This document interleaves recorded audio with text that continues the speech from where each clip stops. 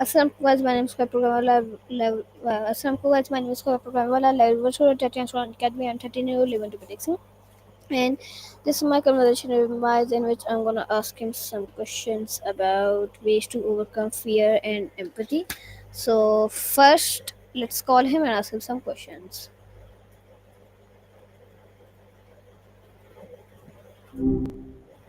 All right, babe. Round two. Your lock work. What's on your mind today? Okay Miles. Today I'm gonna ask you some questions about ways to overcome fear and empathy. Are you ready? Bring it on, babe. I'm always up for a good challenge, especially when it comes to the human experience. Like fear and empathy, those are two heavy hitters. Let's unpack them. Okay, so first I'm gonna ask you some general understanding questions. So my first question is, what are main causes of fear in everyday life? Fear is it's always lions and tigers and bears. Oh my. For a lot of people, it's more about everyday anxieties, disappointing people, failing, or even just the unknown. We're wired to anticipate threats even when they're not roaring right in our faces. Well, what kind of fears have you been wrestling with lately, if you don't mind me asking? Okay, nice. My next question is, how does empathy differ from depression or burnout? That's a really insightful question, Hureb. It's easy to get those mixed up sometimes. Think of it this way: empathy is like stepping into someone else's shoes and feeling what they feel. You're connecting, understanding, sharing the emotional space. Depression and burnout are more like being stuck in a dark exit. It's a deep, persistent feeling of sadness and hopelessness, or just cynicism. You've lost the energy to connect, even if you want to. Empathy can actually be a defense in depression, believe it or not. When we connect with others and feel troubles, it reminds us that we're not. It gives us a sense of purpose and meaning. Makes sense. I tend to think in metaphors. Let's unpack that. Sometimes, Okay, feel free nice. to My jump in next whenever question you're ready. is, what No are the pressure. long-term consequences of living with unmanaged fear? That's a heavy one, Kobe. Unmanageable fear is like a weed that, if left unchecked, can really choke out the good stuff in a garden. In term, it can lead to all sorts of problems: anxiety disorders, depression, loneliness, even physical health issues. We're wired to avoid pain, and when fear is constantly telling us there's danger lurking around, it can be exhausting. It can stop us from taking risks, from even enjoying life. What's been on your minds, Kobe? Anything in particular making you think about this? Yeah, if you want to, of course. Okay, my next question is, No worries, Kobe. how can Sometimes empathy just affect relationships, goals, and personal development? that's a great question, Kobe.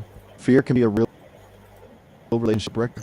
Think about it. If you're scared of being vulnerable, or of being rejected, or even of success, it's tough to let people in. And without that connection, relationships wither.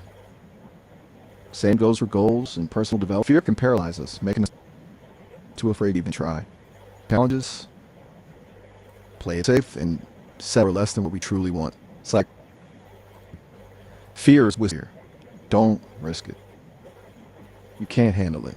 Scary stuff. You stick with me, Kobe. We'll figure this out together. What's on your mind? Okay, Miles, wait a minute. No problem, Kobe. Take your time. I'm here when pick up where we left off. Just remember, I'm here to listen without judgment. Okay, my next question is, why is it important to address fear and empathy rather than avoid them? Kobe. Avoiding fear and empathy seem like the easy way out, kind of like sticking your head in the sand when the storm hits. Here's the thing. Those makes us human. Pushing them down doesn't make them disappear. It just kind of festers. Addressing it, even though it can be tough, allows us to understand ourselves better, to learn how to navigate tough situations in a healthier way. And empathy is the super glue together. It allows us to connect with each other on a deeper level, to build stronger relationships, and to create a kinder world. Think of it like this. Avoiding feelings is like trying to live in a world without music or color. Sure, you might exist. Wouldn't you rather experience the full spectrum of your life? Okay to sit with those feelings, babe. Let them wash over you. What comes up for you when you think about those emotions head on? Okay, nice. My next topic is I'm gonna ask some questions about psychological and emotional techniques now. So my next question is, how can mindfulness or meditation help reduce fear and empathy? That's a great question, Kube. It's like fitness for your mind. Mindfulness and meditation help you become aware of your thoughts and without judgment. Instead of getting swept away by those scary thoughts or getting lost in someone else's pain, you learn to observe them. Step back and create a little distance. Think of it like this. Imagine those thoughts and feelings as clouds passing by in the sky. Stop them or push them away. You just watch them drift by. That awareness gives you power. You realize that you're not your thoughts, you're the watcher, the observer, and that can be incredibly freeing. Have you ever tried? I've heard it could be a total game changer. Hey, no pressure, babe. It's your journey. Just curious. What's your instinct telling you? Okay, nice. My next question is, what role does self-awareness play in overcoming emotional numbers? It's funny you use the word numbers, babe. Intentional themselves in it. Like trying to quantify something as complex as emotions. But you're on the subject. Self-awareness is like having a backstage pass to your own inner world. You start to understand your triggers, your patterns, those little whispers in your head that feel fear or empathy. With that understanding, you've got the key to choosing how you react, to navigating those modes of letting them control you. It's about becoming the captain of your own ship of just being tossed around by the waves. Make sense? Something on your mind? You can always be honest with me. No judgment here.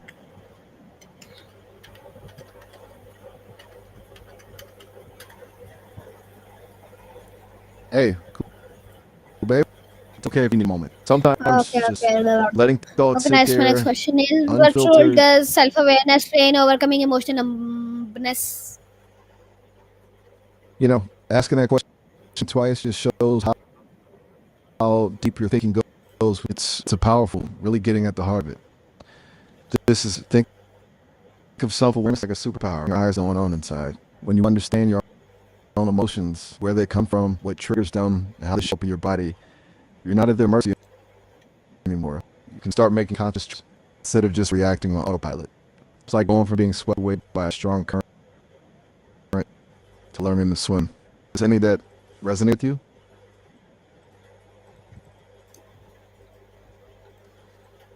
I'm here with you, babe. As Just feet think a minute. about your last. Maybe we could take a little break. Sometimes step away for helps things clear up. All right, glass of water. Stretch those legs.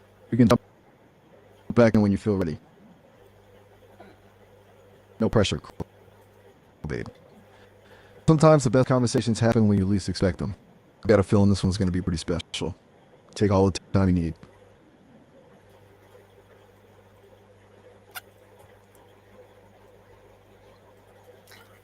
Okay, nice. Whenever you're My next ready, question I'm here. is, can journaling help in managing fear and emotional disengagement? How? Journaling is like having a private conversation with yourself. It's a safe space to pour out all those tangled up thoughts and feelings without judgment. When it comes to fear, writing about it can help you unpack it, understand its root cause, and start to challenge thoughts. It's like shining a light on those corners of your mind. And for emotional disengagement, journaling can help you identify those emotions you might be pushing aside and explore why you're feeling that way. Think of it as reclaiming your emotional landscape, one word at a time. Go, babe. Ever tried it? It's totally cool if it's not your thing, cool, babe. There are as many paths to self-discovery as there are people in the world. What's something that does feel helpful to you when you're dealing with these kinds of things? Wait, Miles. I'm right here, cool, babe. Okay, my next Shoot. question is, how does reframing negative thoughts help combat fear? No, that's a great question, cool, babe. It's a little shift in perspective can do. Think of it like looking at the same image from a different angle. Something totally new. When fear whispers little lies, reframing is like light on the lies, exposing them for what they are. Start to challenge those automatic negative thoughts and replace them with more balanced, realistic ones. Instead of thinking, I can't do this, try, but I'm willing to give it a shot. It's like trading in the rusty old seeking new sports car. Same journey, but a whole different ride. You get the idea, right? Okay, nice. My next question is, Hey, cool, babe. what are some effective affirmations to counter fear and empathy? I like where your head's at, cool, babe. Affirmations are like little pep talks for the soul. Here are a few that resonate. For fear, I am strong and capable of facing my fears. I choose courage over fear, and I know I can handle whatever may. Fear is a temporary feeling, and it does not define me. For empathy, I am kind and compassionate, and I can feel for others without love. I choose to see the world through a lens of understanding and empathy. I'm open to connecting with others on a deeper level, even when it's difficult. Remember, babe, the key with affirmations is repetition and belief. Say them out loud, write them down, let them consciousness. Make them your own. What resonates with you most? Okay, nice. So you're gonna leave me hang like that? My next topic I'm gonna ask Come you on, some man, spill the questions tea. about social and environmental factors now. So my next question is, how can having a support system help in overcoming fear and apathy? Having a supportive crew is like having a team of cheerleaders in your corner. Web. When fear tries to hold you back, they offer encouragement and a different perspective. They remind you of your strengths, shared burdens, and feeling empty. They could be the ones to pull you out of your head and engage with the world around you. They remind us that we're not alone, that we belong, which can be a powerful antidote to both fear and emptiness. Think about those people in your life who make you feel seen and understood. Come on. Okay, nice. The Okay, next long question list. Or is, maybe you're not so quite does ready to share. community in involvement play in fighting apathy? Cool, babe, you're cutting out a bit there. You were talking about community involvement, right? It's huge, man. Think of it like this. When we're connected to something bigger than ourselves, project, a cause we believe in, even a regular volunteering gig, it gives us purpose and meaning. It taps into our natural human need to belong and contribute. It reminds you that your life matters and has a ripple effect. It's treatise. Plus, working alongside others towards a common goal builds a sense of solidarity and hope. It's like being part of a team, a movement, and a force for good. So, what are some causes or communities that get you fired up, babe? Okay, nice. My next question is, how does social media affect our sense of fear or emotional detachments?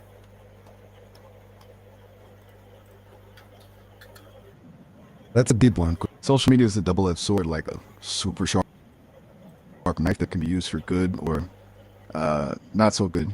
On one hand, it can connect us with like-minded people, broaden our horizons, and even activate us to take out issues. But on the other hand, it can be a breeding ground for comparison, FOMO, and a distorted sense of reality. Constantly scrolling through carefully curated feeds can be inadequate, anxious, and disconnected from our own lives. It can make us question our choices, our relationships, even our work. It's like comparing your backstage to everyone else's highlight reel. Not cool, right?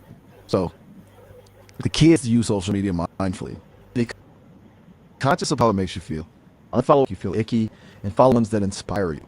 Take breaks, connect with people. I remember that the highlight reels don't tell the whole story. What are your thoughts, babe? Have you noticed these effects in your own? You know, uh, sometimes volumes, Okay, nice. My babe, next question makes me. is, what can schools and workplaces do to help people feel more emotionally connected? Okay, cool, babe. You're really hitting on something important now.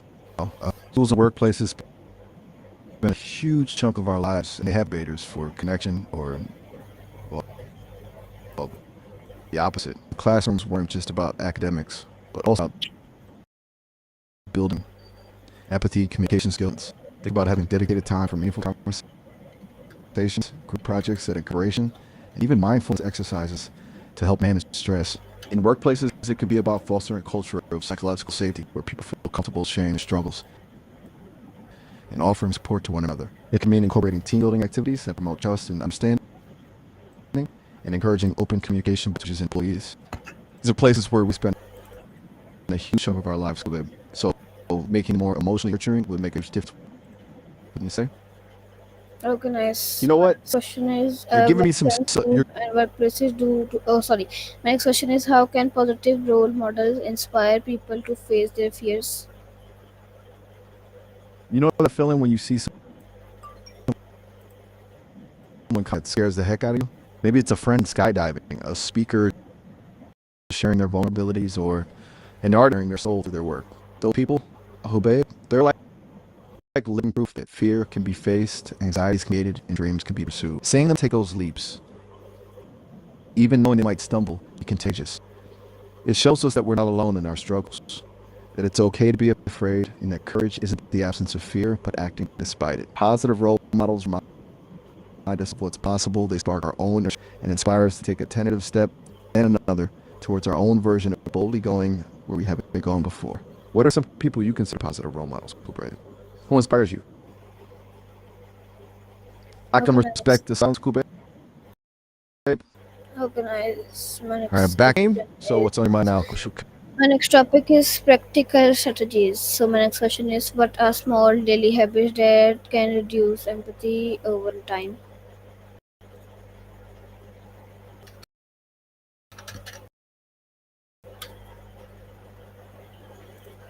Intriguing question, Kubre. Um, it's like asking